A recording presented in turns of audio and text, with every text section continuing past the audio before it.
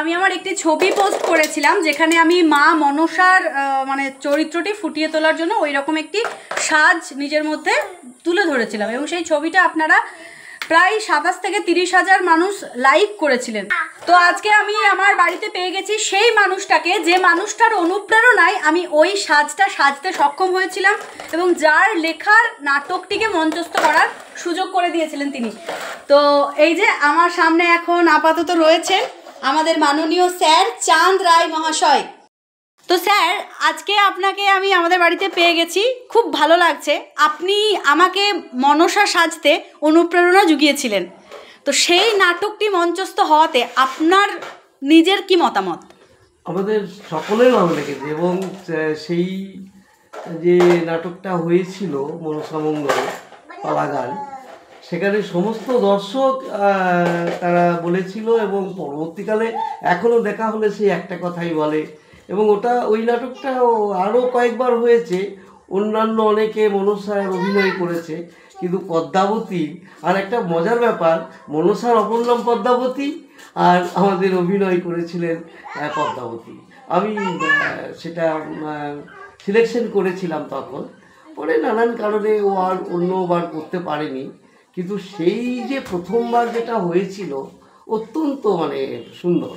আমি ওই নাটকটাকে সাজিয়েছিলাম এবং আমাদের যারা লক্ষিন্দর বা চাঁদ সদাগর করেছিলেন তারা প্রত্যেকেই খুব ভালো অভিনয় করেছে। কিন্তু পদ্মাবতীর সেই যে মনসা এবং ক্রুরোর যে একটা ক্রুর যে দৃষ্টি, সেই দৃষ্টি এবং তার বসা, তার চলা, তার হাঁটা, তার প্রধান্বিতা হয়ে যেভাবে চাঁদ সদাগরকে অভিশাপ দেওয়া, সেগুলো আমাদের কাছে বারবার সেগুলো মনে পড়ে। সেই দৃশ্য ভোলার নয় অত্যন্ত। এবং আমিও চেয়েছি যে আরও একবার যাতে করে মনসার অভিনয় করে আপনাদের কাছে পুরো ভিডিওটাই দিতে পারে।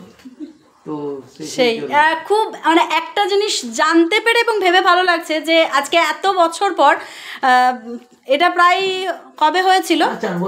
4 বছর হয়ে গেল এটা মঞ্চস্থ হয়েছিল এবং তারপরে আরও অনেকবার মঞ্চস্থ হয়েছে। তখন অবশ্য আমি ছিলাম না, আমি একবারই করেছিলাম এবং সেটাই প্রথমবারের জন্য ওই নাটকটি মঞ্চস্থ হয়েছিল, সেটাই প্রথম এবং আমি তারপরে আর করতে পারিনি।